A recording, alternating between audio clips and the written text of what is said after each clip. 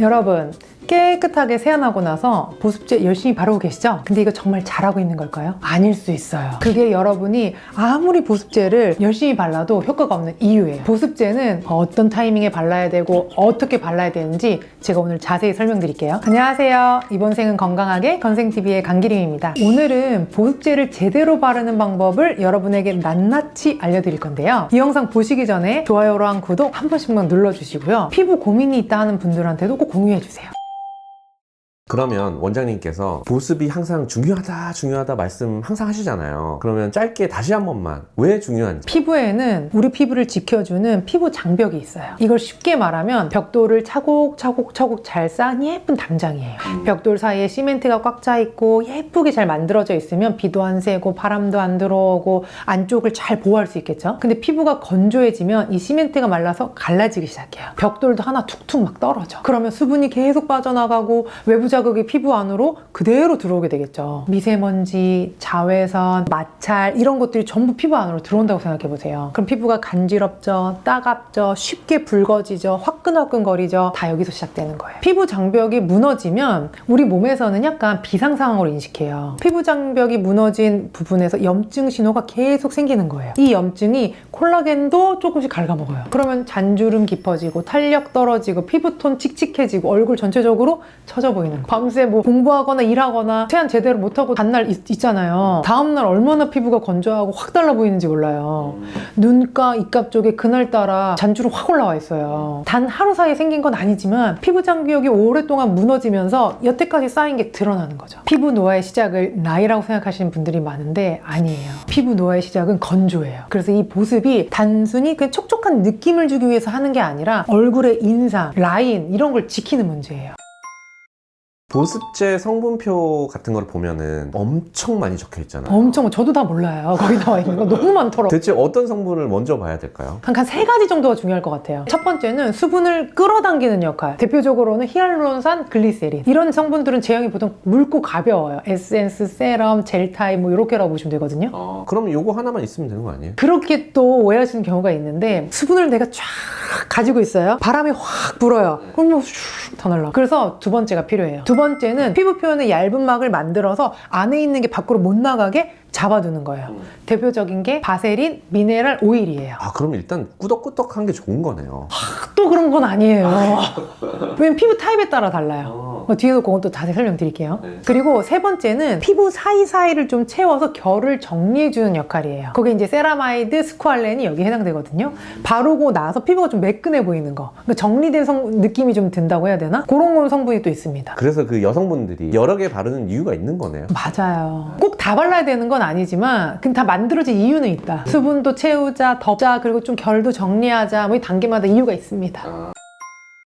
그 어떤 댓글을 보니까 똑같은 크림을 발라도 어떤 사람은 뾰루지가 나고 어떤 사람은 안 나기도 한다고 하더라고요. 이게 보습제도 피부마다 좀 다른가요? 당연히 달라요. 나랑 맞는 걸 찾는 여정을 떠나야 돼요. 그리고 피부 타입에 안 맞는 보습제를 쓰면 오히려 트러블이 나거나 아니면 별로 효과 없는데 이렇게 끝날 수가 있어요. 세안하고 나서 나는 30분만 지나도 좀 이렇게 기름이 올라온다. 그리고 밖에 나갈 때 기름종이 있잖아요. 그거가 필요하다. 그 다음에 모공이 자주 막히고 그러다 보니까 트러블이 잘 생긴다. 이런 분들 지성 피부잖아요. 이 지성 피부는 꾸덕한 크림이나 유분이 많은 제품, 기름진 제품을 안 쓰시는 게 좋아요. 제품을 고르실 때 논 코메도제닉 표기가 있는지 확인해 주시면 좋을 것 같아요. 그러니까 코메도제닉 성분이 없다 이런 뜻이거든요. 보습을 엄청 열심히 하는데도 피지가 계속 올라온다는 분들도 있을 거잖아요. 근데 이게 진짜 중요한 얘기인데요. 보습을 나는 열심히 하는 것 같은데 피지가 그래도 올라온다. 이런 분들은 사실 보습을 제대로 못한다고 해야 되나? 그리고 오히려 부족하다. 이렇게 얘기할 수 있을 것 같은데요. 피부가 건조하면 우리 몸에선 이걸 보상하려고 피지 분비를 되게 많이 하게 만들어요. 근데 피지가 많이 생기니까 수분 공급을 더 안 해줘. 이렇게 되면 내가 건조하니까 피지 분비를 또 더 많이 하게 만들어요. 그러니까 이제 피지가 많다고 보습을 줄이면 오히려 악순환이 되는 거예요. 그러니까 이런 분들은 유분 끼는 건 좀 줄이고 수분 위주의 제품을 쓰시는 게 맞죠. 다음으로 건성 피부인데요. 세안하자마자 나는 피부가 너무 당긴다. 그리고 수분 보습을 제대로 안 해주면 각질이 금방 생긴다. 이런 분들은 사실 로션 하나로만은 절대 부족하죠. 그러니까 크림이나 오일처럼 밀폐력 있는 제품을 같이 써줘야 돼요. 지성이신 분들은 수분을 보충해주면 내 피지가 알아서 막을 만들어줘. 근데 중요한 건 너무 덕지 많이 바르면 안 돼요.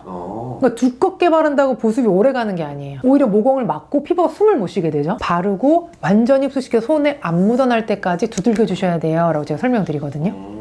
그러니까 얇게 여러 번 바르는 게 훨씬 중요해요. 마지막으로는 민감성 피부인데요. 저는 화장품 못 바꿔요. 그럼 너무 붉어져요. 이런 분들이 많으시거든요. 그러니까 이런 분들은 향료, 향기가 좀 나는 거, 알코올, 식물 추출물이 좀 많이 들어가 있는 제품을 피해 주시는 게 좋아요. 그래서 그냥 세라마이드, 콜레스테롤, 지방산 요 정도만 들어간 제품을 선택하시는 게 안전하고요. 성분이 많다고 꼭 좋은 건 아니라서 오히려 단순한 성분이 피부를 더 잘 지킬 수 있습니다. 원장님, 그러면 처음에 말씀해 주셨던 세안을 하고 바르면 안 된다는 게 어떤 의미예요? 보습제는 세안하고 얼굴 물기가 완전히 마르기 전에 빨리 발라서 주시는 게 중요해요. 그러니까 왜냐면 아까 말씀드린 히알루론산, 글리세린 이런 성분이 주변에 있는 수분을 쫙 내가 끌어당긴다 그랬잖아요. 네. 화장실 안에서 바로 발라주시는 게 같은 이유로 훨씬 효과적이에요. 완전히 닦고 한참 나와서 건조한 공기를 만난 다음에 수분이 다 날아간 다음에 바르면 보습제 효과가 좀 떨어질 수 있겠죠. 그럼 실제로 어떤 순서로 바르시는 거예요? 바르실 때 손바닥에 이렇게 딱 짜가지고 보통 그렇게 바르잖아요. 손이 다 먹어요. 손이 피부가 계속 좋아져. 비싼 크림일수록 흡수가 잘 되잖아요. 손이 더 많이 먹어요. 손가락 한 마디 정도 덜어가지고 톡톡톡톡 바른 다음에 거기서부터 살살 펼쳐주시는 거죠. 그러니까 눈가나 입가에 피부 얇은 쪽은 너무 꽉꽉하지 마시고 약지 사용하시는 경우도 좋거든요. 톡톡톡. 그리고 많이 문질러야 될 것 같아가지고 마사지 하듯이 또 흡수시키는 분들이 있거든요. 정말 내가 마사지 할 때는 그렇게 해도 돼요. 정말 의도를 가지고 방향을 줄 때는. 근데 보습제를 바르실 때는 가볍게 펴 바르고 기다리면서 자연스럽게 흡수되게 가볍게 발라주시고 그 다음에 손가락으로 눌렀는데 묻어나지 않는다. 그때 한 번 더 발라주시는 게 좋아요. 한 번에 다 올리면 흡수가 제대로 안 돼요. 층층이 흡수되고 기다렸다가 흡수되고 기다렸다가. 그래서 이렇게만 바꿔도 피부 달라졌는데 진짜 이렇게 많이 흡수가 되는구나 이렇게 또 아실 거예요. 원장님도 여러 가지 보습제를 써보셨을 거 아니에요. 그러면 솔직히 비싼 게 좋지 않을까요? 솔직하게 말씀드리면 꼭 비쌀 필요는 없어요. 근데 보습제는 사실은 기적을 만드는 제품은 아니고 역할이 딱 세 가지예요. 수분을 채워주고 날아가지 않게 막아주고 결을 정돈해주고. 그러니까 이 세 가지를 제대로 해준다라고 하면은 10,000원짜리나 100,000원짜리나 보습 자체는 생각보다 차이가 없을 수 있어요. 그러니까 오히려 문제는 비싼 걸 써도 잘못 바르면 오히려 효과가 0인 거죠. 엄청 고가로 파는 화장품들은 과대포장 뭐 이런 건가요? 아니 또 그것도 또 아니에요. 왜냐면 병원 화장품이나 고가 제품은 보습 이외에 미백이라든지 주름 개선이라든지 재생 기능이라든지 뭐 이런 성분들이 이제 좀 당연히 들어가 있잖아요. 그럼 당연히 가격이 올라가겠죠. 근데 순수하게 보습만 놓고 본다면 굳이 그 가격까지 쓸 필요는 없다. 그러면 그냥 싼 거를 아무거나 사든 것도 안 될까요? 그것도 안 돼요. 또 기준이 있어야죠. 너무 어려워, 이 화장품 여정이 떠나는 게. 제일 중요한 거는 보습제를 이제 세안을 하시고 싹 발랐어요. 따갑거나 화끈거린다? 안 돼요. 그리고 향이 너무 좋아. 그런 건 몸에 양보하세요. 그 다음에 바르고 나서 1시간 뒤에도 안 당긴다. 그럼 나랑 맞는 거예요. 그리고 진짜 중요한 거 하나 말씀드릴게요. 보습은 한 방에 해결되는 게 아니에요. 비싼 보습제 하나 발랐다고 주름 쫙 없어지고 탄력 쫙 생기면 좋겠지만 그렇지 않아요. 대신에 아침, 저녁으로 제대로 된 타이밍에 제대로 된 방법으로 바르면 3개월, 6개월 지난 후에 야, 너 피부에 뭐 했냐? 이 얘기 들을 수 있어요. 그래서 저는 보습제 고를 때 가격보다는 내가 매일 귀찮지 않게 그리고 좀 아낌없이 써도 부담이 없냐 요걸 조금 더 고려해요.